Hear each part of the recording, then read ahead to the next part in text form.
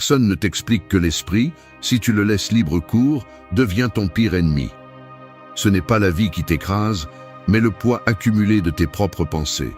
La peur, l'anxiété et le stress ne sont pas des visiteurs externes, ce sont des mécanismes internes que nous entraînons sans le vouloir, jour après jour, jusqu'à ce qu'ils deviennent une habitude. Ce n'est pas facile de l'admettre, mais presque tout ce que tu ressens ne vient pas de ce qui se passe à l'extérieur, mais de la manière dont tu choisis de l'interpréter. Tu peux passer des années à chercher des excuses, à blâmer le travail, ton histoire, les circonstances. Mais la vérité est brutale. Tu continues à souffrir parce que tu ne prends pas la responsabilité de ton filtre mental. Ce n'est pas une condamnation, c'est une opportunité. Les stoïciens l'avaient bien compris. Le contrôle de ton esprit est la seule vraie liberté que tu as. Si tu ne maîtrises pas ta réaction, tu deviens esclave de n'importe quelle nouvelle, de n'importe quel message, de n'importe quel regard d'autrui. La bonne nouvelle, c'est que personne ne naît avec du caractère, cela se forge. La sérénité est une discipline, pas un cadeau. Aujourd'hui, je vais te montrer 8 attitudes que tu peux entraîner chaque jour pour transformer ta relation avec l'anxiété et la peur. Je ne promets pas de formule magique ni de raccourcis faciles, juste des pratiques qui ont survécu des siècles parce qu'elles fonctionnent. La souffrance ne s'élimine pas, elle se transforme en clarté. Ton esprit peut être ta prison ou ton meilleur outil. Décide de quel côté tu te bats. 1. Remets en question chaque pensée avant de la croire. La plupart de tes pensées sont des déchets recyclés et tu le sais. Ce qui traverse ton esprit n'est pas la voie de la vérité, c'est juste la somme de répétitions, de peurs héritées et de phrases que tu t'es lancées sans réfléchir des années auparavant, maintenant déguisées en certitude. Si tu crois chaque pensée simplement parce qu'elle apparaît dans ta tête, tu choisis de vivre comme un esclave d'une machine automatique qui ne fait pas la distinction entre fait et fiction. La douleur authentique est inévitable, mais la plupart de la souffrance est fabriquée en interne, parce que tu avales n'importe quelle phrase mentale sans filtre. Arrête de chercher des excuses. Tu n'es pas spécial. À tout nous viennent des pensées irrationnelles. Mais la différence réside dans ceux qui les remettent en question et ceux qui se laissent entraîner par elles jusqu'au fond. L'esprit n'est pas un juge impartial, c'est un fabricant d'histoires, la plupart étant distordus. Et si tu ne lèves pas un mur critique entre ce que tu penses et ce que tu crois, tu vas devenir complice de ton propre auto-sabotage. C'est le premier entraînement que demande le stoïcisme. Ne pas accepter comme vérité automatique quoi que ce soit que tu n'as pas examiné en profondeur. Ne te trompe pas. Remettre en question tes pensées n'est pas un exercice de développement personnel léger. C'est une nécessité vitale si tu veux vraiment cesser de vivre piégé dans la peur ou l'anxiété. Lorsque tu laisses chaque pensée passer directement à ton compte émotionnel, tu t'endettes avec des préoccupations qui n'ont jamais existé. Tu te charges de poids fictifs et tu finis par réagir à des menaces qui n'existent que dans ta tête. Veux-tu vraiment continuer à offrir tes jours à des histoires que tu n'as même pas vérifiées? L'esprit a besoin de discipline, pas de câlin. Si tu n'es pas capable de défier tes pensées les plus automatiques, tu seras otage d'elles chaque fois qu'elles apparaîtront. Peu importe combien de livres tu lis ou combien de vidéos tu regardes, si tu n'appliques pas ce filtre critique, tu continueras à tomber dans les mêmes pièges que toujours. Chaque fois qu'une idée surgit dans ton esprit, cela va mal se passer, je ne suis pas assez, je ne peux pas gérer cela. Tu as 2 options. L'accepter comme un fait ou l'examiner en profondeur, comme le ferait un stoïque face à son pire adversaire. Demande-toi, quelle preuve réelle soutient cette pensée? Est-elle basée sur des faits ou sur des projections défaitistes? Qui a mis cette idée-là, toi ou la peur accumulée? Chaque réponse honnête est une brique dans la reconstruction de ton caractère. Ne te contente pas de la première version que ton esprit te propose. Tu n'es pas une victime de ce que tu penses, tu es l'architecte de ce que tu crois. Chaque pensée non remise en question est un nouveau masque que tu mets pour éviter l'inconfort de grandir. Abatte ces masques. Arrête de protéger tes limitations comme si c'était des trésors. Prends la responsabilité de ton entraînement mental. Ne te permets pas le confort d'accepter tout par défaut. Le véritable contrôle émotionnel commence lorsque tu remets en question ton propre récit. Il n'y aura pas de sérénité tant que tu continueras à croire sans filtre. Remets en question, défie, désarme. Si ton esprit te présente des catastrophes, balaie avec des faits, pas avec plus de peur. C'est la différence entre vivre comme un spectateur passif ou comme quelqu'un qui décide. L'esprit t'appartient, mais seulement si tu le maîtrises. Tu n'es pas ce que tu penses, tu es ce que tu décides de croire. 2. Prends la responsabilité de ton interprétation interne. Tu franchis la porte de ta maison après une journée compliquée. Les clés tombent sur la table et, à cet instant même, l'esprit commence à tourner. Tu repasses ce qui s'est mal passé au travail, la phrase que quelqu'un t'a lancée et qui te pique encore, la facture que tu n'as pas pu payer, un message qui n'est jamais arrivé. Le corps est à la maison, mais à l'intérieur, tu es toujours piégé dans un film qui ne s'arrête pas. C'est automatique. Tout contretemps se transforme en une menace amplifiée, tout silence se remplit d'interprétations négatives. Personne n'a besoin de te dire quoi que ce soit, car tu portes déjà l'armure d'anticiper les problèmes. Ce mécanisme ne vient pas de l'extérieur. C'est ta lecture interne qui transforme le quotidien en un fardeau inutile. Ce qui te fait mal, ce qui te stresse, ce qui t'inquiète, presque jamais ce n'est le fait nu.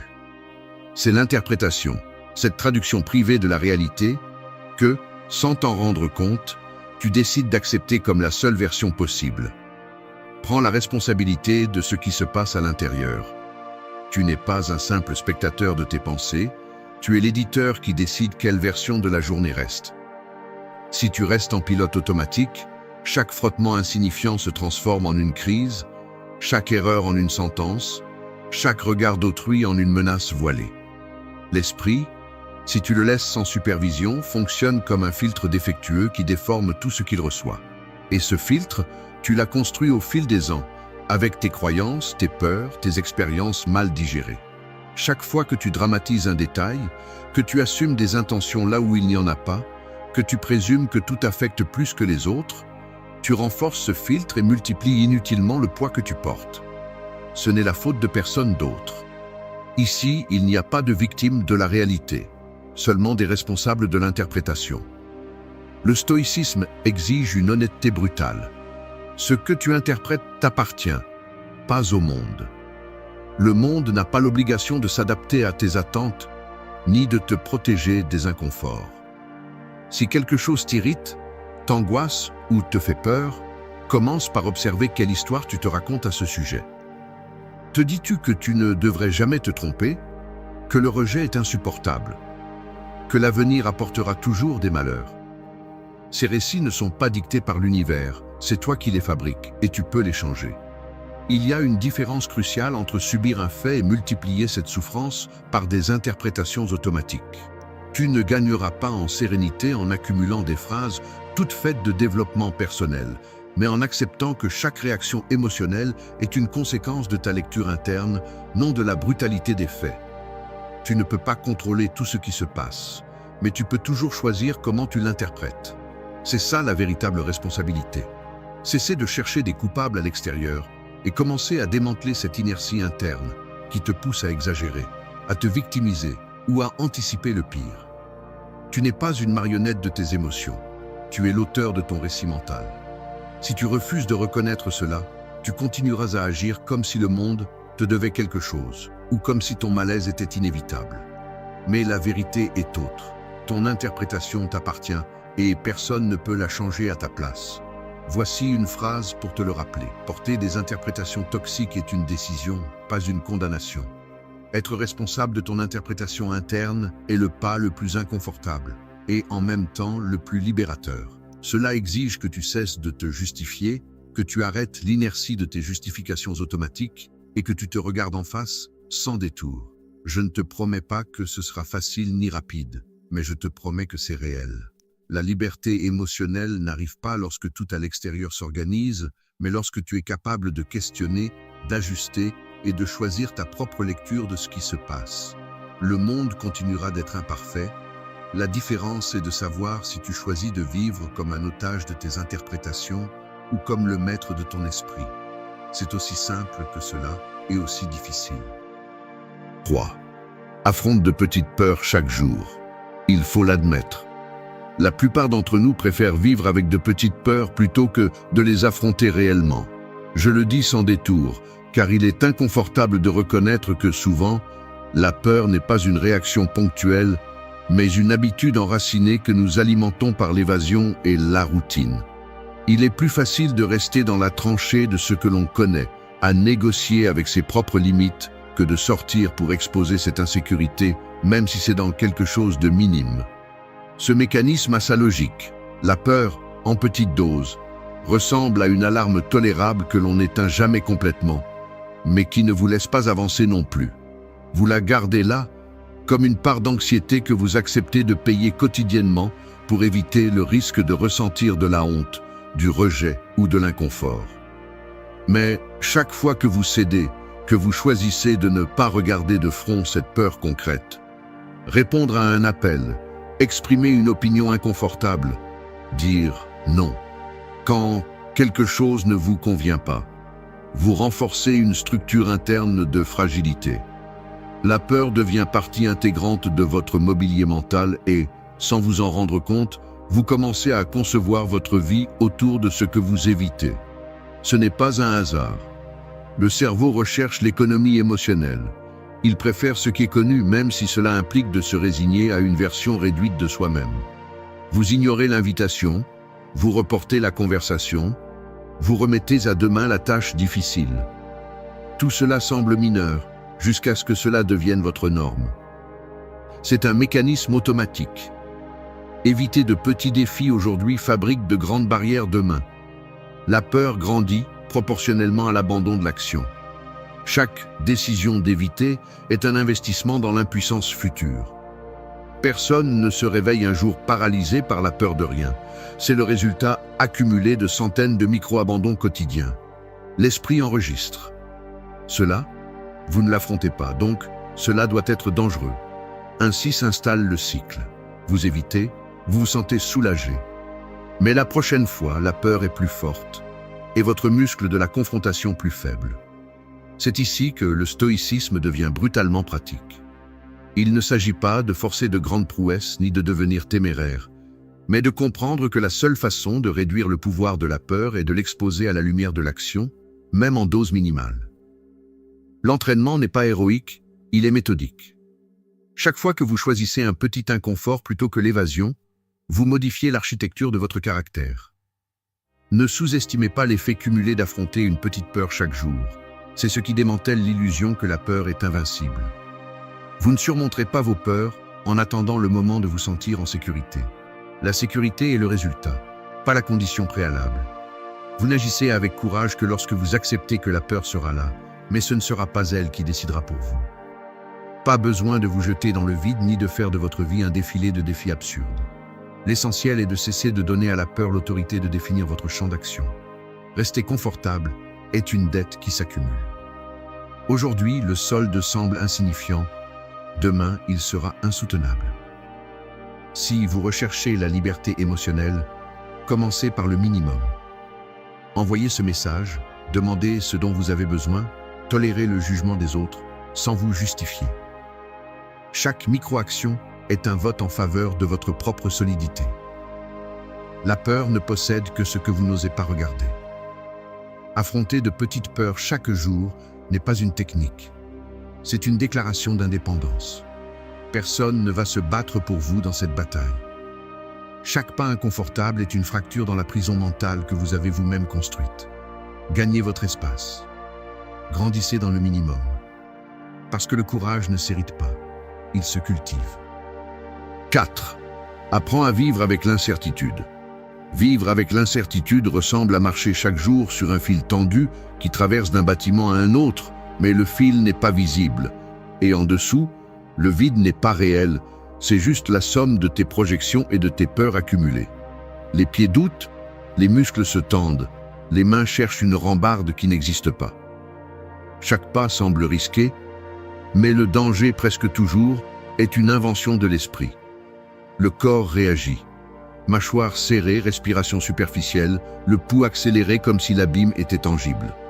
C'est le quotidien de ceux qui ont besoin de garanties avant d'avancer, de ceux qui exigent des certitudes avant de décider, de ceux qui remettent leur vie à plus tard en attendant que le risque de tomber disparaisse. Mais la vérité est que le fil ne sera jamais stable et le contrôle absolu est un mirage qui n'apporte que de l'usure. L'instinct cherche la sécurité comme on cherche un rocher solide dans une rivière tumultueuse. Mais la vie n'est pas un sol statique. Elle change de forme, de vitesse, de direction. S'accrocher à l'illusion que tout doit être sous contrôle, c'est porter un poids impossible. C'est comme marcher avec une armure qui te promet protection, mais qui en même temps t'immobilise. Tu le vois dans les petits gestes.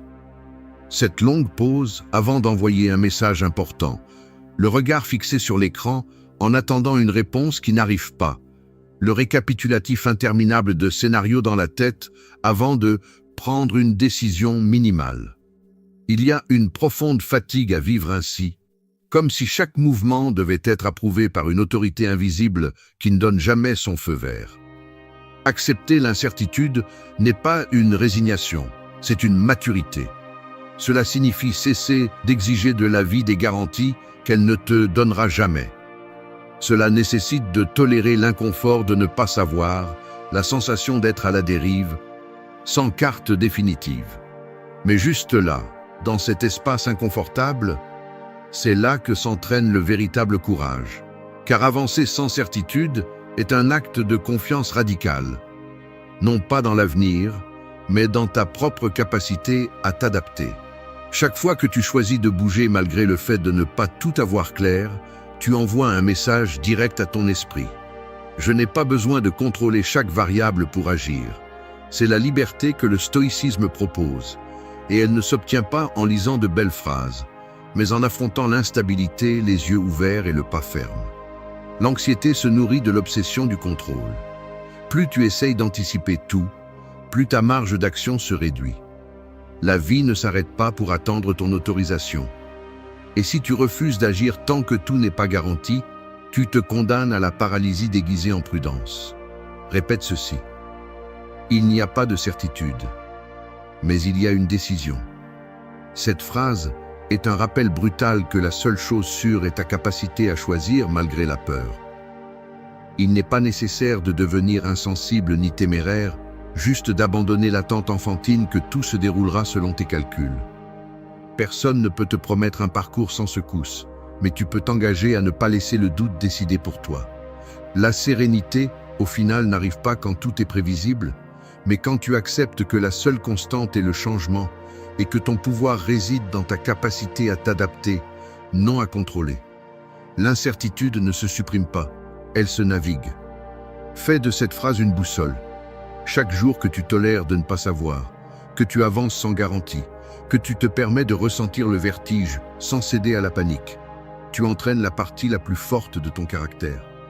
Ne cherche pas à amortir la vie en l'enveloppant dans du plastique. Ose marcher sur le fil invisible.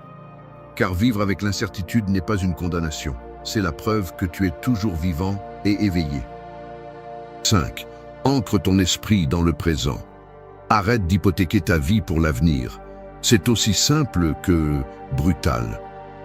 La plupart des gens vivent comme si le présent n'était qu'une salle d'attente pour quelque chose qui n'arrive jamais, piégé dans une sorte de limbe mentale où tout ce qui est important, urgent et précieux est toujours à quelques pas, jamais ici et maintenant. Je te le dis sans détour. Cette habitude de remettre ta présence à plus tard, de vivre avec le regard suspendu sur ce qui viendra ou sur ce qui est déjà passé, n'est pas innocente. C'est la racine de ton anxiété, de ta peur, de ton insatisfaction chronique. Crois-tu vraiment que tu peux résoudre quoi que ce soit en occupant ton esprit avec des scénarios qui n'existent pas? En fabriquant des inquiétudes comme si c'était un devoir moral? Ne te trompe pas, ce n'est pas de la responsabilité. C'est une excuse déguisée en prévoyance.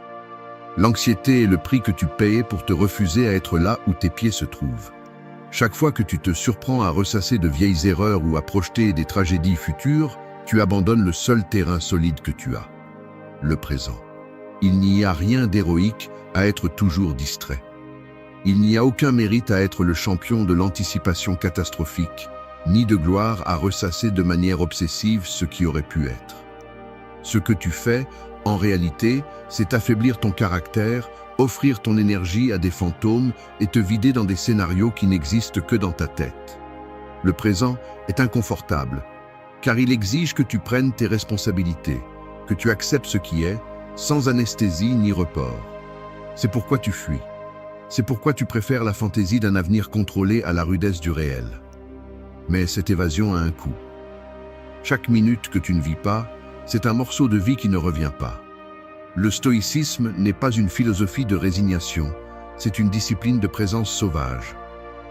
Il ne s'agit pas de répéter des phrases clichés sur le fait de vivre l'instant présent, mais d'entraîner l'esprit à ne pas fuir.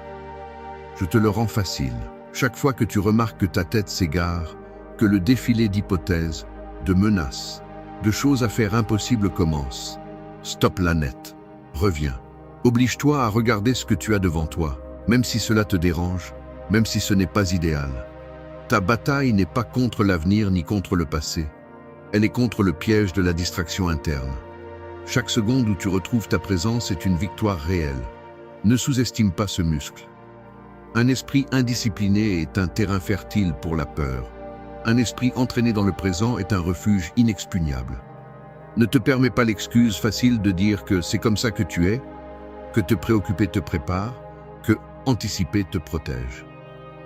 Mensonge. La seule chose que tu réussis à faire, c'est de multiplier le poids que tu portes et d'épuiser ta capacité de réponse. Arrête de chercher la paix dans un demain qui n'existe pas et commence à apprivoiser l'inquiétude ici et maintenant. La sérénité n'est pas un cadeau qui arrive quand tout est en ordre, c'est le résultat de ton refus de vivre dans le report éternel. Rends-le inconfortable. Quand l'esprit voudra fuir, tire-le en arrière. Respire, sens ton corps, observe ce qui est devant toi. Répète jusqu'à ce que ça fasse mal. Et quand tu voudras abandonner, rappelle-toi ceci. Le présent est ton seul outil. Le reste n'est que fumée. Tu n'es pas victime de tes pensées dispersées. Tu es complice chaque fois que tu choisis de jouer leur jeu. Si tu veux reprendre le contrôle, arrête de négocier avec l'évasion. L'esprit qui ne s'ancre pas dans le présent est un terrain vague. Choisis d'habiter ta vie ou accepte que tu ne feras que la voir passer de loin. 6. Observe tes émotions sans t'identifier. Tu n'es pas tes émotions. C'est la vérité que la plupart rejettent parce qu'elle est inconfortable, voire violente pour l'ego. Tu as grandi en croyant que ce que tu ressens te définit, que si aujourd'hui l'anxiété ou la peur te submerge, alors tu es une personne anxieuse ou craintive. Mais cette identification est le plus invisible et en même temps le plus lourd des boulets que tu traînes chaque jour. Le mécanisme est subtil. Une émotion apparaît, l'esprit la catégorise et sans t'en rendre compte, tu t'appropries cette étiquette comme si c'était ta peau. La colère n'est pas seulement une réaction, elle devient ta personnalité. La tristesse cesse d'être un moment et se transforme en ton histoire principale. Ainsi, tu vis kidnappé par des vagues internes qui, en réalité, n'ont pas de propriétaire, car les émotions ne demandent pas la permission ni ne confirment ton identité avant d'apparaître. Elles surgissent simplement, montent et descendent, comme le pouls ou la respiration. Mais tu t'accroches à elles comme si elles étaient des vérités absolues, et c'est là que tu commences à te perdre. L'esprit, obsédé par le contrôle, veut donner un sens et un nom à tout ce qui se passe à l'intérieur. Si tu ressens de l'inquiétude, ton dialogue interne est immédiat. Je vais mal, c'est insupportable, quelque chose ne va pas chez moi. Tu ne supportes pas l'inconfort de ressentir sans explication. Alors tu fabriques un récit, tu crois à la narration, et l'émotion finit par occuper le centre de ton identité. Voici le piège. Plus tu te définis par ce que tu ressens, plus tu t'éloignes de la liberté intérieure. Tu confonds le symptôme avec la cause, la réaction avec l'essence. Tu n'es pas l'anxiété, tu es quelqu'un qui éprouve de l'anxiété. Tu n'es pas la peur. Tu es quelqu'un chez qui la peur apparaît et disparaît. Change le verbe, change la vie. Observer tes émotions sans t'identifier à elles est un acte de discipline mentale aussi exigeant que n'importe quel entraînement physique. Il ne s'agit pas de réprimer ni d'ignorer ce que tu ressens, mais d'apprendre à regarder avec distance, comme celui qui voit passer des voitures depuis le trottoir. Le problème n'est pas de ressentir. Le problème est de construire ta maison sur chaque émotion passagère. Quand tu ne mets pas cette distance, chaque montée émotionnelle te submerge, chaque descente te laisse vide, et tu finis par croire que tu es le va-et-vient même. La maturité émotionnelle commence lorsque tu reconnais. Cela se passe en moi, mais je ne suis pas cela. C'est l'une des phrases que tu devrais te tatouer dans la mémoire. Je ne suis pas mon émotion, je suis le témoin. C'est simple à dire, brutalement difficile à soutenir lorsque l'émotion brûle et que l'esprit demande des réponses immédiates. Le stoïcisme ne dit pas de devenir de pierre ni de nier ton expérience interne, mais d'apprendre à reconnaître la différence entre le visiteur et le propriétaire de la maison. Les émotions arrivent, font du bruit, parfois dérangent tout, mais à la fin, aucune ne reste pour toujours. La clé est de refuser de leur donner le pouvoir de définir ce que tu es ou ce que tu feras. Chaque fois que tu t'identifies, tu abandonnes ton autonomie. Chaque fois que tu observes avec distance, tu récupères une partie de ta liberté. Le travail est inconfortable, car il implique de renoncer au confort de la victimisation et d'assumer le contrôle de ton récit interne. Personne ne peut faire ce travail à ta place. La prochaine fois que tu ressentiras de l'anxiété, de la tristesse ou de la colère, ne te lance pas dans des interprétations ni dans des justifications. Arrête-toi. Observe ce qui se passe dans le corps. Nomme l'émotion sans t'en approprier. Ne dis pas « je suis cela ». Dis « cela est ici maintenant ». C'est là que commence la véritable indépendance émotionnelle. Souviens-toi, les émotions ne gouvernent que celui qui leur remet le trône. Choisis d'être témoin, pas prisonnier. Car la sérénité n'est pas l'absence d'émotion, c'est la capacité de ne pas fusionner avec elle. 7. Utilise l'action pour dissoudre l'anxiété. Tu te réveilles et dans les premières minutes, la journée te tend déjà le premier piège. Tu ouvres ton téléphone et lis un message ambigu, où tu te souviens soudainement de cette tâche que tu n'as pas résolue hier.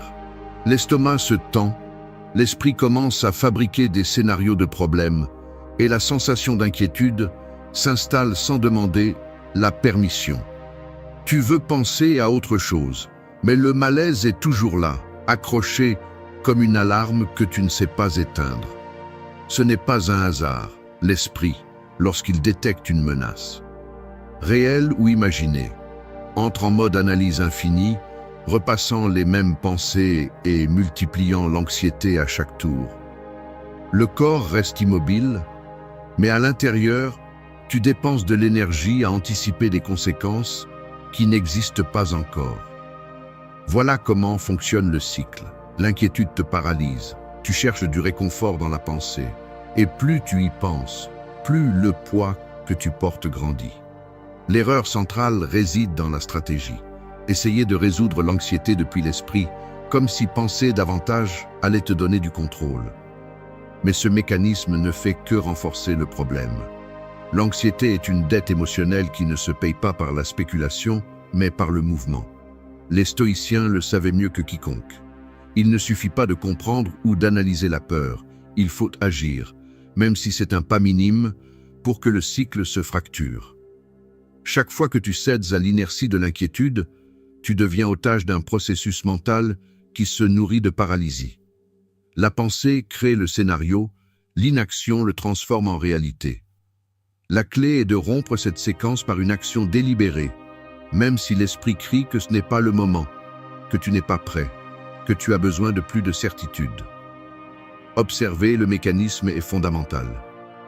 Lorsque l'anxiété monte, l'esprit cherche des garanties impossibles et reporte toute décision en attendant de ressentir de la sécurité. Mais la sécurité n'arrive jamais par l'attente, elle se fabrique dans le mouvement. C'est un investissement émotionnel. Chaque petite action, aussi minime soit-elle, retire du pouvoir à l'anxiété et renforce ton muscle de confrontation. Personne ne t'apprend cela enfant, mais la seule façon de diluer la peur est de pousser le système à agir. Tu peux rester assis à repasser tout ce qui pourrait mal tourner, ou tu peux envoyer cet email, engager cette conversation inconfortable, sortir te promener même si ton corps pèse. Le changement est presque imperceptible au début, mais chaque réponse active affaiblit le cycle d'inquiétude automatique. Le piège mental le plus courant est de croire que tu dois attendre de te sentir motivé, sûr ou calme avant d'agir. C'est là que l'anxiété gagne. Elle te convainc que l'action dépend de l'état émotionnel, alors qu'en réalité, c'est l'inverse. Bouge d'abord et observe comment l'esprit s'adapte. Ce principe n'est pas une formule magique, mais il est brutalement efficace. Si tu cèdes, la dette envers l'anxiété grandit. Si tu agis, même maladroitement, la dette commence à se rembourser d'elle-même. Il ne s'agit pas de réaliser de grandes prouesses, mais de fracturer le mécanisme de la procrastination. Fais le minimum, mais fais-le maintenant. L'esprit peut spéculer éternellement, mais le corps ne connaît que le présent. Chaque fois que tu choisis l'action plutôt que la pensée circulaire, tu récupères une portion de contrôle. Agir est la seule véritable issue. Ne laisse pas à l'anxiété le luxe d'avoir le dernier mot. Décide de bouger, même si c'est contre ton gré. La peur se nourrit de l'attente. La sérénité se construit dans le mouvement. Si tu veux dissoudre l'anxiété, fais de l'action ton refuge le plus solide. Ne négocie pas avec la stagnation. Paye la dette émotionnelle par des actes, pas par des tours mentaux. La liberté n'est jamais dans l'attente. Elle commence toujours par le premier pas. 8. Construisez des rituels qui renforcent votre clarté. Je vais dire quelque chose qui n'est pas souvent admis. La plupart de vos journées ne s'effondrent pas à cause de grandes tragédies, mais à cause d'une accumulation de petites négligences internes. Je le vois en moi, et si vous êtes honnête, vous le verrez en vous aussi. Vous ouvrez les yeux, et vous traînez déjà la gueule de bois mentale d'hier. Les mots que vous n'avez pas dit, l'alerte invisible du téléphone, la sensation d'être en retard avant même de commencer.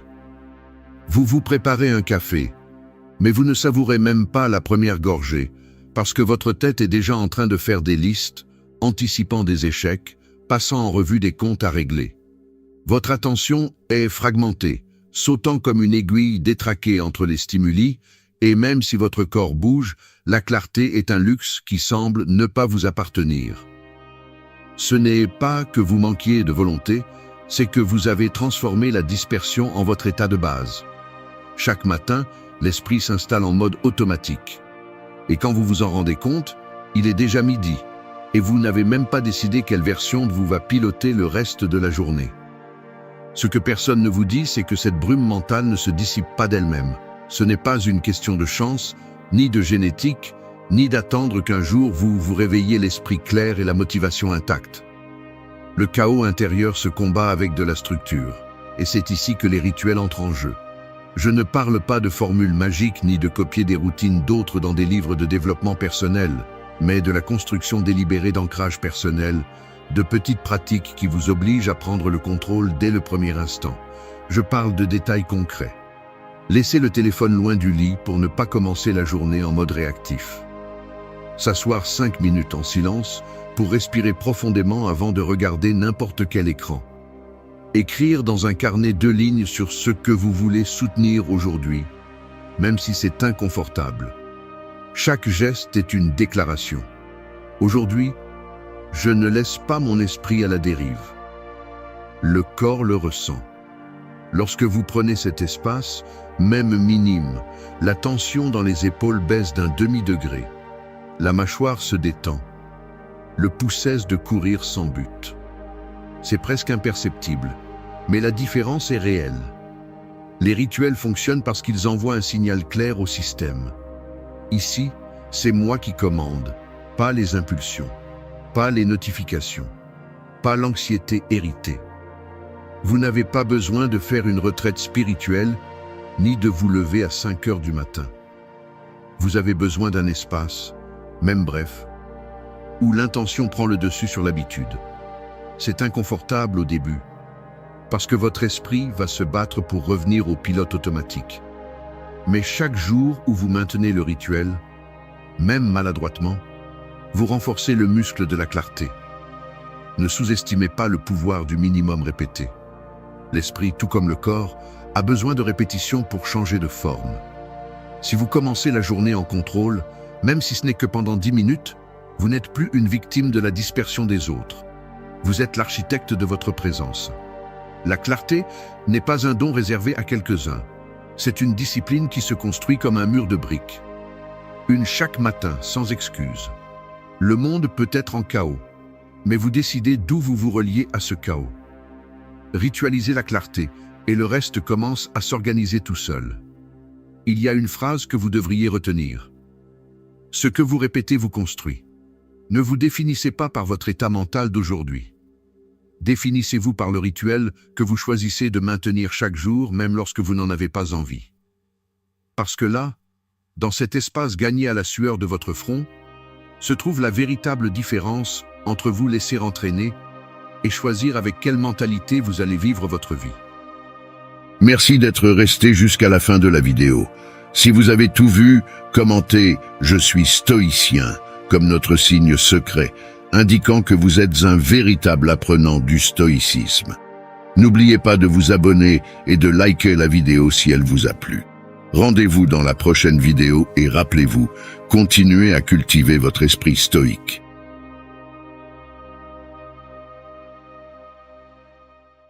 Vivre en attendant que le monde nous rende quelque chose simplement parce que nous nous sentons vides est la recette parfaite pour la frustration chronique. Ce n'est ni le destin ni la chance qui nous retient, mais un besoin silencieux, presque imperceptible, de contrôler et de forcer les résultats. Il y a ceux qui passent des années à pousser, à négocier avec la vie, à exiger que les choses se passent exactement comme ils les ont planifiées, et finissent épuisés, anxieux, toujours avec la sensation d'être un pas en arrière de ce qu'ils désirent. L'esprit devient une usine d'attente et de déception, un mécanisme qui ne sait que demander, jamais remercier, ni lâcher prise. Ce que peu admettent, c'est le coût psychologique de vivre dans le manque, une dette intérieure qui grandit et s'accumule, fracturant peu à peu le caractère et la sérénité. Le stoïcisme n'est pas une mode ni une échappatoire spirituelle, mais une discipline brutale. Il ne s'agit pas de se résigner, mais d'entraîner l'esprit à distinguer l'essentiel de l'accessoire, à apprendre à fonctionner depuis l'autosuffisance et à cesser de mendier des résultats. Personne ne va te sauver de ta propre anxiété. Si tu cherches un véritable pouvoir, commence par cesser de le poursuivre avec désespoir. La maîtrise de soi est la seule richesse que personne ne peut te ravir. Aujourd'hui, nous allons dévoiler 8 leçons qui non seulement défient ta façon de penser, mais qui peuvent changer en profondeur la manière dont tu expérimentes la vie. Si tu veux attirer, commence par apprendre à ne pas avoir besoin. 1. Arrête de poursuivre depuis le manque, arrête de poursuivre comme si tu étais en faillite émotionnelle. Personne ne te doit rien. Le monde ne va pas te récompenser pour courir après ce que tu désires avec anxiété et désespoir. Ce sentiment d'urgence, ce vide qui te pousse à agir depuis le manque, ne te rapproche pas de ce que tu veux. Cela t'éloigne, te fatigue, te rend esclave de tes propres carences. Si tu continues à agir par nécessité, tu renforces seulement l'idée que tu n'es pas suffisant et qu'il te manque quelque chose d'essentiel pour être heureux, fort ou précieux. C'est une dette qui ne se paie jamais, une course qui ne finit jamais. Ici, il n'y a pas de place pour les excuses confortables, ni pour les drames internes que tu te racontes pour justifier ta quête démesurée. Chaque fois que tu te convaincs que tu as besoin de quelque chose d'extérieur pour te sentir complet, tu ne fais que renforcer ta dépendance et affaiblir ton caractère. Personne ne respecte celui qui mendie des miettes émotionnelles. Même toi-même, tu ne peux pas te respecter si tu te vois supplier la vie, les gens, le destin, de te donner ce que tu n'as pas appris à te donner. Arrête d'agir comme si tu étais fragmenté, comme si ta valeur dépendait de la confirmation du monde. Arrête de projeter tes insécurités dans le futur, croyant que quelque chose ou quelqu'un va venir te sauver de ta propre insatisfaction. Jusqu'à quand vas-tu continuer à reporter ta tranquillité en échange de cette possibilité lointaine que tes attentes se réalisent? La dure réalité est que ce que tu poursuis avec anxiété finit par t'échapper, car le monde sent ton besoin et ne répond pas au manque, il répond à la solidité. Lorsque ta vie tourne autour de ce qui te manque, tu deviens une proie facile pour le marketing, le chantage émotionnel, l'auto-tromperie et la manipulation. Le premier à te manipuler, c'est toi, te faisant croire que si tu obtiens ce résultat, cette approbation ou cet objectif, alors tu pourras respirer. C'est un mensonge. Tu veux la liberté, mais tu t'enchaînes de plus en plus chaque fois que tu poursuis depuis l'urgence. L'autosuffisance n'est pas un luxe, c'est une obligation pour quiconque aspire au respect de soi. Si tu veux vraiment transformer ta vie, tu dois entraîner le muscle de l'autosuffisance. Agis depuis l'abondance, pas depuis la rareté. L'excellence ne naît pas du besoin, elle naît de l'engagement envers ce que tu es capable de contrôler, tes actions, tes pensées, ton caractère. Le résultat externe est une conséquence, jamais une preuve de valeur. Apprends à te mouvoir avec discipline et détermination, sans demander la permission à personne, sans supplier la vie de te donner ce que tu n'as pas encore construit en toi. Ton devoir est d'agir avec vertu, pas de t'obséder pour la récompense.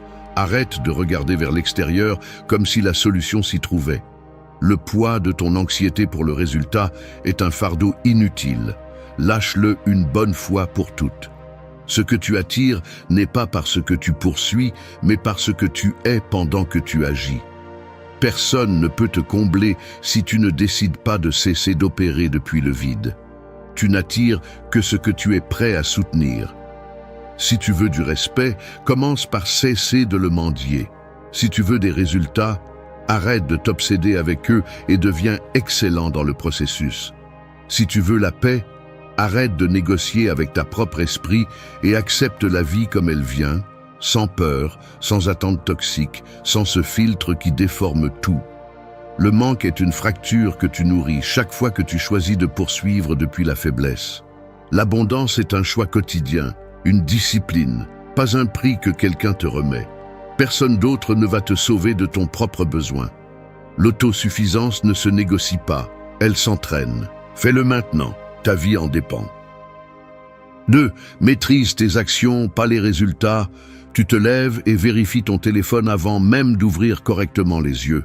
Notifications, messages, le rappel de ce qui est attendu de toi, la petite anxiété de savoir si quelque chose s'est bien passé pendant que tu dormais. Dès ce moment, ton esprit commence à anticiper ce qui pourrait mal tourner, ce qui manque, ce qui devrait être différent. Tu vas au travail ou à tes activités et, presque sans t'en rendre compte, chaque action se teinte de la question silencieuse. Et si ça ne fonctionne pas? Et si ce n'est pas suffisant? Tu veux contrôler la réaction des autres, le résultat de tes efforts, même l'humeur avec laquelle on t'accueillera. Tu te déplaces avec une corde invisible attachée au cou des résultats, comme si ta journée dépendait de ce que tout se passe exactement comme tu l'avais imaginé. Cette pression s'accumule et à l'intérieur, tu ressens la tension de lutter contre quelque chose qui s'échappe toujours une seconde avant que tu puisses l'attraper. Dans cet état, le contrôle devient une sorte de piège mental. Tu crois que si tu ajustes un détail de plus, si tu corriges un mot, si tu anticipes toutes les variables, alors tu pourras garantir le résultat que tu imagines. Mais c'est justement là que tu commences à te perdre. L'esprit se bloque dans des boucles de révision, dans des projections sur l'avenir, dans la peur d'échouer ou d'être jugé. Chaque fois que tu investis de l'énergie dans ce qui ne dépend pas de toi, tu t'éloignes de ton véritable pouvoir. Les actions concrètes, les pensées que tu choisis de cultiver, l'attitude que tu décides de maintenir, même lorsque l'environnement ne répond pas comme tu l'espérais. Il est facile de tomber dans l'illusion que la vie te doit des certitudes. Mais la vérité est que tu n'as du pouvoir que sur ce que tu fais, jamais sur ce qui se passe ensuite.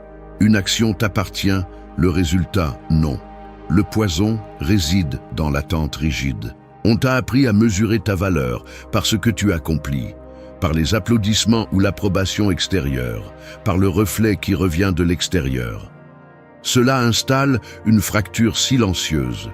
Tu commences à agir non par intégrité, mais par peur du rejet ou de l'échec. L'habitude de remettre à plus tard le bien-être jusqu'à ce qu'un résultat arrive, qui n'est jamais garanti, s'installe. Dans ce jeu, l'anxiété est la monnaie et l'insatisfaction la dette qui s'accumule. La paradoxe est brutale. Plus tu t'obsèdes à contrôler l'issue, plus tu t'éloignes de l'efficacité réelle et de la paix intérieure. La plénitude ne réside pas dans l'issue, mais dans la manière d'agir. Il faut entraîner l'esprit à lâcher l'illusion du contrôle absolu. Ce n'est pas de la résignation, c'est de la sagesse pratique. Si tu mets ton estime de soi, ta joie et ton énergie dans le résultat, tu deviens esclave de l'incontrôlable. Mais si tu décides de maîtriser tes actions, de perfectionner ton processus, d'affiner ta discipline et de t'engager dans le présent, alors tu récupères le véritable pouvoir. Il ne s'agit pas de cesser de faire des efforts, mais de changer d'axe. Tu fais ce que tu dois faire parce que c'est juste, parce que cela te construit, pas parce que cela garantit une récompense extérieure. C'est là que commence à se forger la véritable autosuffisance. Laisse les résultats être une conséquence, pas une obsession. Si tu peux t'asseoir à la fin de la journée et te dire honnêtement que tu as agi avec intégrité, que tu as donné le meilleur de toi-même dans ce qui dépendait de tes mains et de ton esprit, alors le résultat cesse d'avoir le pouvoir de te définir. Fais ce qui t'appartient, le reste ne t'appartient pas. C'est la différence entre l'anxiété et la liberté. Maîtrise tes actions et accepte le destin, car la vie ne négocie pas avec tes attentes, mais respecte ton caractère. 3. Concentre-toi sur la solidité intérieure quotidienne. Je dois l'admettre, pendant des années, mon plus grand ennemi n'a pas été la vie ni ses obstacles, mais ce sentiment constant de fragilité intérieure, cette peur silencieuse de ne pas être suffisamment préparé à ce qui pouvait arriver. Ce n'était pas tant la peur d'échouer à l'extérieur, mais le manque de confiance en ma capacité à me soutenir lorsque quelque chose tournait mal. Ce soupçon permanent que n'importe quel coup, n'importe quelle critique, n'importe quel imprévu pouvait faire s'effondrer ce que j'avais construit à l'intérieur. C'est inconfortable de le reconnaître, mais l'insécurité ne se manifeste pas seulement dans les grands échecs. Elle apparaît dans le quotidien, dans la façon dont tu te parles mentalement aux premières erreurs, dans la façon dont tu doutes de toi-même face à une décision difficile, dans la facilité avec laquelle tu te compares et te punis lorsque les choses ne se passent pas comme prévu. Et le pire, c'est que souvent cette fragilité se déguise en auto-exigence, en perfectionnisme, en ce désir de tout bien faire, qui est en réalité une peur de ne pas être à la hauteur. Lorsque tu décomposes ce cycle, tu vois que la racine se trouve dans un manque de solidité intérieure qui ne se compense pas par des réussites externes ni par les éloges de quiconque. Tout commence par la formation d'une base psychologique quotidienne, ce que tu choisis de penser de toi-même, les croyances que tu nourris avec tes mots intérieurs, la façon dont tu fais face à tes petites défaites et à tes petites victoires. Si ton identité dépend de ce qui se passe à l'extérieur, n'importe quel vent te déstabilise. Si tu n'as pas une routine mentale dans laquelle chaque jour tu renforces tes principes, ton autodiscipline et ta capacité à résister aux inconforts, alors toute ta structure intérieure est fragile, même si en apparence tu maintiens une vie réussie. La solidité intérieure n'est pas un idéal lointain. C'est la conséquence directe des investissements quotidiens que tu fais dans ton esprit et ton caractère. Il ne s'agit pas de s'asseoir et d'attendre de se sentir fort, mais de travailler chaque jour à polir les réponses automatiques, à démonter les pensées défaitistes et à construire une image de soi qui ne s'effondre pas face à la critique ou au rejet. Le véritable problème est que nous avons tendance à entraîner davantage le muscle de l'inquiétude que celui de la stabilité mentale. Tu passes des heures à anticiper des problèmes, à examiner des scénarios négatifs, à douter de tes capacités. Cela ne fait que renforcer l'habitude de l'insécurité et de l'indécision. En revanche, très peu de gens consacrent un temps réel à renforcer l'esprit avec des principes clairs, à l'entraîner à revenir toujours au présent et à agir depuis le calme, pas depuis la panique. La solidité intérieure se construit lorsque tu cesses d'attendre que l'environnement soit favorable et que tu commences à t'exiger sérénité, même lorsque tout semble aller à l'encontre. C'est un travail ingrat, car personne n'applaudit le fait que tu gardes ton calme au milieu du chaos. Personne ne te reconnaît pour avoir contrôlé ton attention lorsque tu pourrais te perdre dans l'anxiété. Mais c'est le muscle dont tu as besoin pour traverser la vie sans te briser. La décision est radicale. Chaque jour, tu choisis entre investir dans ta force ou l'hypothéquer à des préoccupations sans fondement. Il ne s'agit pas d'être froid ou insensible, mais de cultiver un esprit qui ne se rend pas au premier coup. La discipline quotidienne est une forme de respect de soi. Tu te montres que tu peux avoir confiance en toi, que tes habitudes et ton caractère te soutiennent lorsque le monde ne le fait pas. Ne te concentre pas sur la collection de réussites pour masquer tes insécurités. Concentre-toi sur le fait de devenir quelqu'un capable de se soutenir dans n'importe quelle circonstance. Tu es aussi fort que ce que tu entraînes chaque jour. Si ton esprit se plie facilement, ta vie sera une chaîne de réactions impulsives et de regrets. Mais si tu décides de construire une solidité intérieure, chaque jour tu deviens plus difficile à renverser, plus libre de l'opinion des autres, plus imperméable à ce que tu ne peux pas contrôler. Être solide à l'intérieur est la seule garantie d'un pouvoir réel. L'autosuffisance ne s'improvise pas. Elle se cultive, elle se renforce, elle se démontre dans le quotidien. Ne sous-estime jamais le pouvoir de ce choix quotidien. Plus important que ce que tu réalises, c'est en qui tu es en train de devenir. 4. Identifie et surmonte tes ennemis intérieurs. Pense à une machine ancienne, lourde, rouillée par les années, qui continue de tourner même si personne ne la surveille. Chaque engrenage est un mécanisme mental appris. La peur qui te fait serrer les dents face à quelque chose de nouveau. L'impatience qui se reflète dans tes mains agitées sur la table. La rigidité qui transforme tout changement en un sursaut physique. L'orgueil qui se perçoit dans la tension de ta mâchoire lorsque quelqu'un te contredit. Cette machine continue de fonctionner jour et nuit et le plus brutal, c'est qu'elle opère en toi, conditionnant la façon dont tu réagis à tout ce qui se passe à l'extérieur. Ce n'est pas une présence abstraite ni un monstre invisible, c'est tangible. Cela se manifeste dans les gestes inconscients, dans la posture que tu adoptes lorsque tu es mal à l'aise, dans le soupir contenu avant de prendre une décision difficile. Le véritable piège réside dans le fait que ces ennemis intérieurs se déguisent souvent en prudence, en exigence saine, en amour-propre mal compris. Mais chaque fois que tu les laisses fonctionner en automatique, tu perds le contrôle réel sur ta vie. Il n'est pas nécessaire de chercher des ennemis à l'extérieur quand tu vis avec eux chaque jour à l'intérieur. La peur, par exemple, ne crie pas toujours. Parfois, elle s'installe dans le regard baissé lorsque tu dois défendre ton point de vue, dans ce frisson bref qui parcourt ton dos avant de te confronter à l'inconnu. L'impatience est plus subtile. Elle se manifeste dans les doigts qui tambourinent sur le bureau, dans la respiration rapide en attendant une réponse, dans la façon dont ton corps devance les événements, cherchant un soulagement immédiat qui n'arrive presque jamais. La rigidité ne se manifeste pas, elle t'enferme simplement dans tes propres habitudes, transforme chaque petite surprise en une menace, durcit tes traits et te prive de la flexibilité nécessaire pour t'adapter lorsque l'environnement change. L'orgueil, le plus silencieux de tous, se trahit par la difficulté que tu as à demander de l'aide, par l'inconfort qui apparaît lorsque tu reçois une critique, par cette posture forcée de « je peux le faire seul » qui t'isole et te fragilise. Identifier ses ennemis n'est pas un exercice d'auto-analyse interminable, c'est un acte d'honnêteté brutale.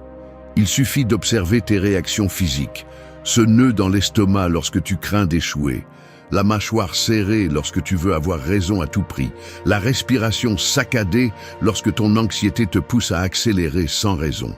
Ne les rationalise pas, observe-les. Si tu as le courage de regarder ces mécanismes en face, tu cesses d'être une victime et tu deviens responsable. Personne ne peut vaincre ce qu'il n'ose pas nommer. C'est ici que l'autosuffisance commence à prendre une forme réelle. Lorsque tu reconnais que tes obstacles les plus sérieux ne se trouvent pas dans la rue ni dans l'agenda des autres, mais dans les automatismes internes que tu choisis de ne pas remettre en question. La prochaine étape est de rompre le cycle. Il ne suffit pas de prendre conscience, il faut interrompre le mécanisme, même si cela coûte. La peur doit être poussée à l'action. Si tu sens le tremblement dans tes mains avant de parler, parle quand même si ta voix tremble. L'impatience se surmonte en entraînant l'attente. Respire profondément. résiste à l'impulsion d'exiger des résultats immédiats. Apprends à tolérer le vide entre ce que tu fais et ce que tu reçois. La rigidité se combat par de petits actes de flexibilité. Change de route, accepte une erreur sans dramatiser, permets à quelque chose de ne pas se dérouler comme prévu sans l'utiliser comme justification pour abandonner. L'orgueil se dissout en pratiquant l'humilité. Accepte de l'aide, écoute vraiment, lâche cette nécessité absurde de tout contrôler. Il n'y a pas de transformation sans inconfort. Si le muscle ne fait pas mal, il ne grandit pas. C'est la loi. Tes ennemis intérieurs ne commandent que si tu obéis sans résistance. La véritable liberté commence lorsque tu es capable d'identifier le mécanisme et de décider d'agir différemment. Chaque fois que tu surmontes une réaction automatique, tu gagnes un gramme de pouvoir réel sur toi-même. Il ne s'agit pas d'éliminer les ennemis intérieurs, mais d'apprendre à vivre au-dessus d'eux. La maîtrise de soi, c'est ce qui se cultive, c'est ce qui attire le respect et la solidité. Personne ne peut te donner cette victoire, ni te retirer le poids de vivre avec toi-même. Le plus grand sabotage est d'ignorer ce que tu portes en toi. Celui qui maîtrise ses mécanismes maîtrise sa vie. 5. Cultive la discipline, pas l'anxiété. L'anxiété est une discipline gaspillée. L'énergie que tu consacres à imaginer le pire, tu pourrais l'investir à construire le meilleur. Ne te trompe pas, l'anxiété et l'obsession du contrôle déguisent leur faiblesse par un effort apparent. Ce qui semble être de l'hyperactivité est au fond la peur de ne pas être capable de supporter l'incertitude. Cette urgence à anticiper tout, à vérifier 2 fois ce que tu as déjà fait, à corriger jusqu'au dernier détail, n'est pas une vraie discipline. C'est une addiction à la souffrance auto-infligée. Arrête de te vendre le mensonge confortable que s'inquiéter est être responsable. La discipline ne naît pas de l'angoisse. Elle naît d'un engagement froid et conscient envers le processus, même si le résultat tarde à arriver ou n'arrive jamais comme tu l'espères. Être discipliné, c'est s'asseoir chaque jour pour faire ce qui est nécessaire, sans demander à l'univers des garanties ni des anesthésiques émotionnels. Être anxieux, c'est avoir besoin de signaux, d'applaudissements et de certitudes pour agir. Et quand tu ne les obtiens pas, tu te paralyses ou tu t'auto-sabotages. La différence est brutale. La discipline renforce, l'anxiété fragmente. Chaque fois que tu choisis l'anxiété, tu paies des intérêts pour une dette que tu as toi-même inventée. La discipline est la décision de cesser d'hypothéquer ta paix pour des résultats qui ne seront jamais totalement sous ton contrôle. Personne ne va te donner de la constance. Tu dois la gagner, et ça fait mal. Arrête de justifier ton incapacité à maintenir des routines avec l'excuse que tu ne peux pas t'empêcher de t'inquiéter. Oui, tu peux. Mais tu ne veux pas payer le prix de l'inconfort silencieux que cela implique de s'asseoir pour travailler, étudier, s'entraîner, sans attendre un soulagement immédiat. Il faut le dire clairement, l'anxiété est la sortie facile de celui qui craint de faire face au vide qui reste quand le bruit des attentes s'éteint. La discipline est la force de te maintenir là, inconfortable, sans fuir vers la distraction ni la plainte. La société récompense l'anxiété avec compassion et étiquette, mais méprise en silence ceux qui ne sont pas capables de s'imposer un emploi du temps, une méthode, une répétition quotidienne. La discipline est un acte impopulaire parce qu'elle n'a pas de glamour, elle ne vend pas d'histoire grandiose, elle ne peut pas être montrée sur les réseaux comme si c'était un accomplissement instantané. C'est pourquoi tant de gens préfèrent le drame de l'anxiété à la monotonie de la vraie discipline. Ici, il n'y a pas de place pour les raccourcis. Si tu veux du respect de soi, tu dois le construire en répétant ce qui est juste chaque jour, surtout quand personne ne te regarde et quand le corps et l'esprit te demandent d'abandonner. Fais-le inconfortable, fais-le fatigant, fais-le ennuyeux, mais fais-le. Personne ne construit de caractère en sautant le processus inconfortable de la constance. L'excellence est une conséquence, pas une coïncidence. La médiocrité est un choix quotidien. Te rends-tu compte combien de fois tu utilises l'anxiété comme prétexte pour ne pas agir, pour procrastiner, pour céder à la paresse? Tu n'es pas victime de ton esprit, tu es l'architecte de ta routine. Si tu ne peux pas faire confiance à ta propre capacité à faire ce qui doit être fait au bon moment, comment espères-tu que la vie te prenne au sérieux? Assez de chercher une motivation externe, arrête de mendier au monde un signe pour commencer. Fais ce que tu dois, même si tu n'en as pas envie. La discipline est le seul rempart contre l'instabilité. L'anxiété est l'impôt que tu paies pour ne pas l'avoir. Chaque jour que tu remets à plus tard l'entraînement de ton caractère, tu deviens plus petit face aux défis et plus dépendant des résultats externes. Il n'y a pas de dignité à vivre à la merci de ce que tu ne peux pas contrôler. La discipline est la liberté à tempérament. L'anxiété est l'esclavage à prix réduit. Choisis de quel côté tu veux être. Tu n'as pas besoin d'encouragement, tu as besoin de rigueur. Tu n'es pas tes émotions passagères, tu es ce que tu répètes sans excuse. Tiens-toi dans le processus, même si personne ne le célèbre. La discipline est le muscle que personne ne peut te voler. 6. Embrassez la flexibilité face au chaos.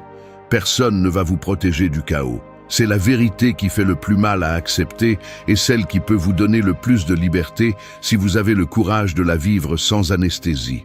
Il n'existe pas de manuel garantissant que le monde se comportera selon vos plans, ni de formule magique transformant l'incertitude en sécurité. Le désir de contrôler chaque variable, d'anticiper chaque problème, est une illusion enfantine qui ne sert qu'à créer plus de rigidité et de souffrance. La réalité est que la vie ne vous demandera pas la permission de changer de cap, et si vous vous accrochez à la nécessité que tout s'inscrive dans votre schéma mental, vous finissez par vous briser vous-même, pas le chaos. Embrasser la flexibilité n'est pas se résigner, c'est cesser de lutter contre l'inévitable et commencer à utiliser cette énergie pour vous adapter avec intelligence et dignité. Lorsque vous regardez de face vos propres réactions face au désordre, vous voyez combien de temps et d'énergie vous perdez dans une résistance inutile.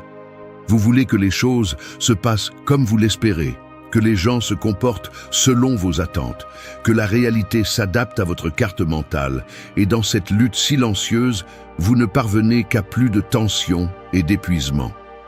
La rigidité est le mécanisme automatique de l'esprit effrayé.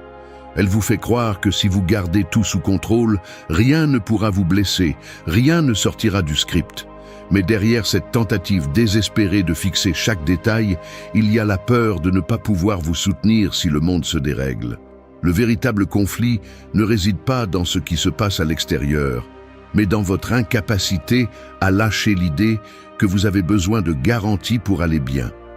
Être fort, ce n'est pas se durcir, c'est devenir flexible. La flexibilité mentale est une décision inconfortable, car elle oblige à renoncer à la fausse sécurité de ce qui est prévisible.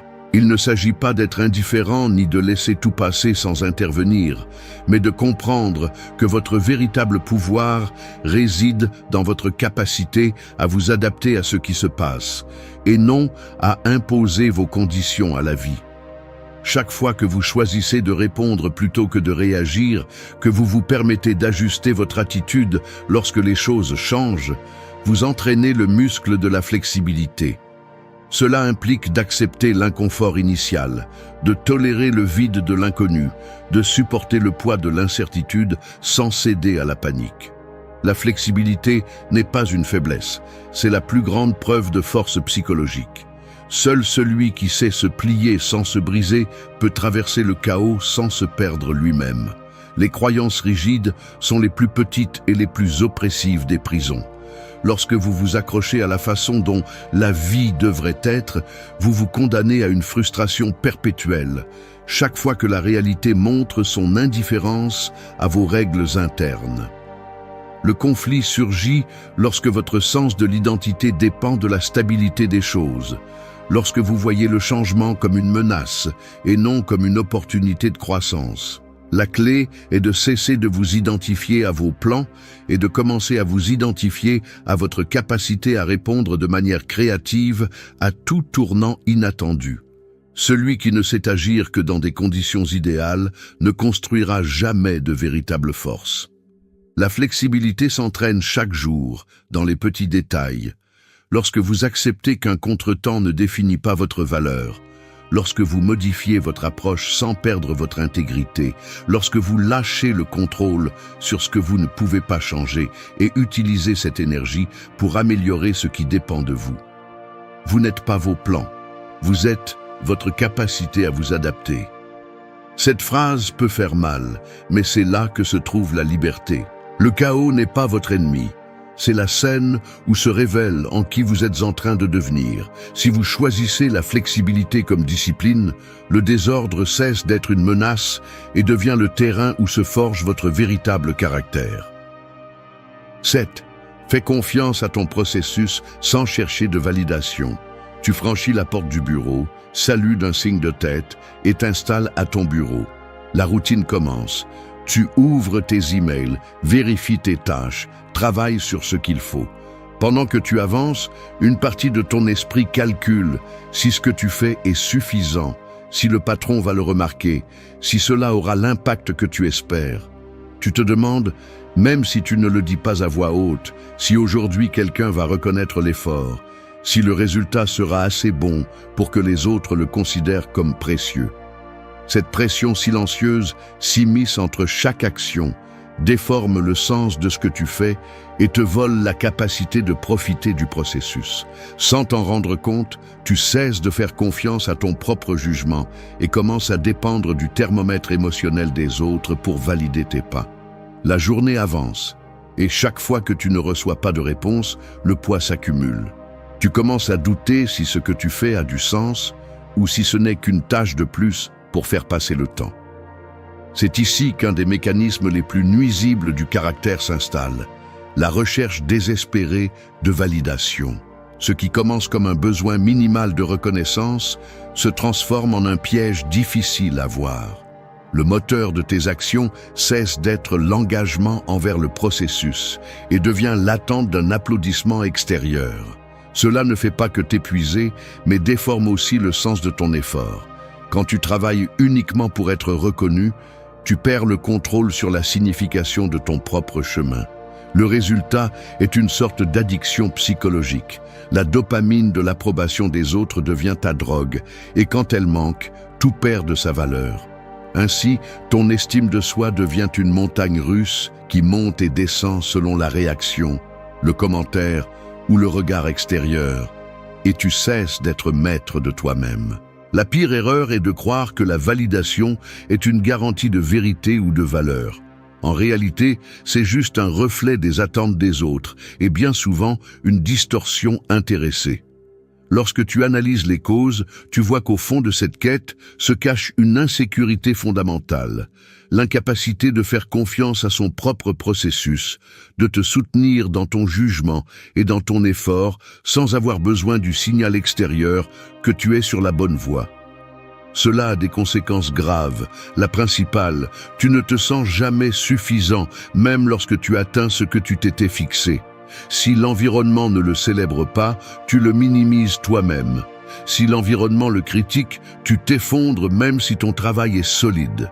C'est une fracture dans le caractère qui te condamne à vivre en fonction des autres et te vole la paix. La décision stratégique est claire.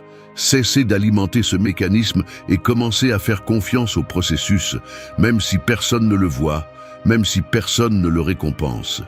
Construire cette confiance est inconfortable, car cela implique d'avancer même lorsque tout autour est indifférent ou même hostile.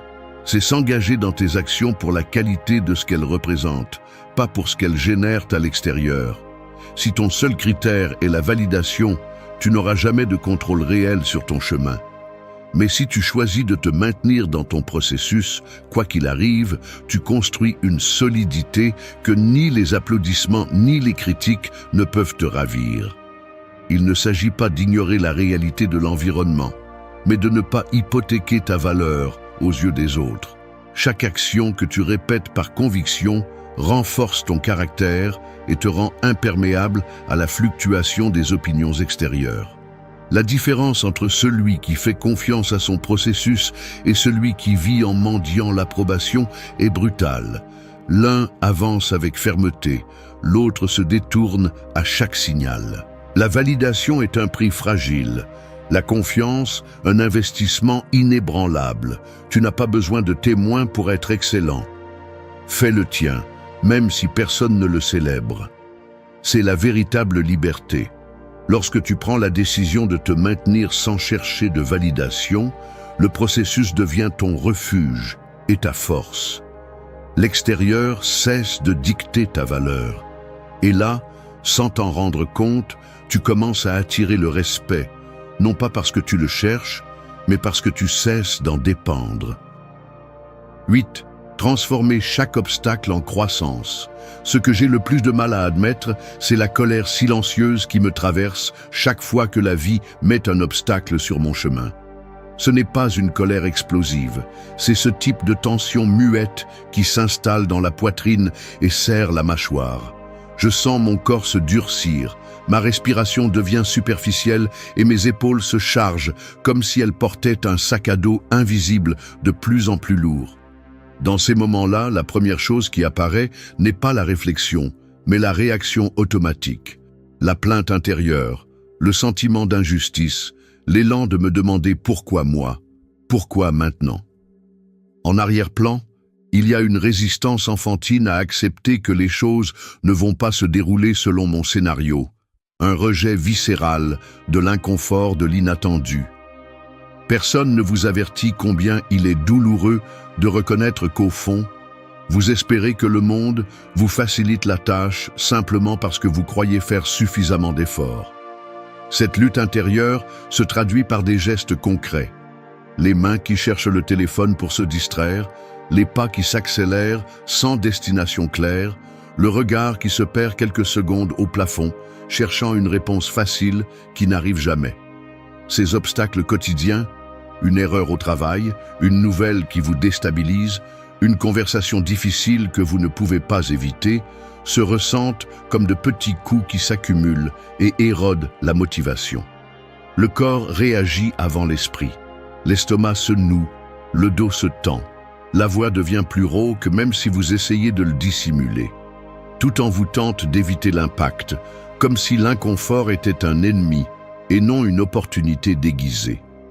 Mais si vous prenez le temps de regarder de près, vous réalisez que chaque obstacle est une sorte de miroir brutal. Il vous montre sans filtre la taille réelle de votre patience, la flexibilité de votre esprit, la qualité de votre caractère quand personne ne vous applaudit ni ne vous console. La plupart fuient ce reflet. Ils préfèrent insister sur la fantaisie que la vie devrait être linéaire et prévisible, que la croissance est un processus sans secousse. Mais le caractère ne se forge que dans la friction avec ce que vous ne voudriez pas affronter. C'est le secret inconfortable. Ce qui vous dérange le plus est exactement ce qui peut le plus vous transformer si vous avez le courage de l'affronter de front.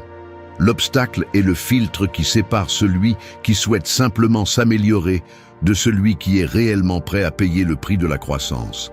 Il n'existe pas de véritable force chez celui qui ne sait avancer que lorsque le chemin est dégagé. Le muscle du caractère se construit en portant le poids de ce qui dérange, en maintenant un regard ferme lorsque le corps demande à s'échapper. Chaque fois que vous faites face à une difficulté sans victimisation ni excuse, vous gagnez un gramme de pouvoir sur vous-même. Chaque obstacle est un investissement dans votre force. C'est la ligne qui marque la différence entre celui qui mûrit et celui qui stagne. La prochaine fois que le monde vous fermera une porte au visage ou que le résultat contredira vos plans, observez votre réaction avec une précision presque chirurgicale. Notez l'élan de fuir, le désir de blâmer, le besoin de chercher un soulagement immédiat. Et là, dans cet espace inconfortable, décidez d'agir différemment. Faites un pas en arrière et demandez-vous ce que vous pouvez apprendre. Quelle partie de votre caractère est mise à l'épreuve? Quelles compétences vous pouvez entraîner à cet instant même? Si vous parvenez à rester à cet endroit, sans dramatiser, sans chercher des coupables, vous transformez la douleur en force, la frustration en discipline, l'incertitude en créativité. L'obstacle cesse d'être un ennemi et devient votre meilleur entraîneur. Ce qui vous dérange aujourd'hui sera demain votre avantage. Il suffit d'avoir le courage d'utiliser chaque coup comme matériau de construction, non comme excuse pour vous briser. C'est ainsi qu'on grandit, en acceptant le défi, sans demander de miséricorde. Merci d'être resté jusqu'à la fin de la vidéo. Si vous avez tout vu, commentez « Je suis stoïcien » comme notre signe secret, indiquant que vous êtes un véritable apprenant du stoïcisme. N'oubliez pas de vous abonner et de liker la vidéo si elle vous a plu. Rendez-vous dans la prochaine vidéo et rappelez-vous, continuez à cultiver votre esprit stoïque.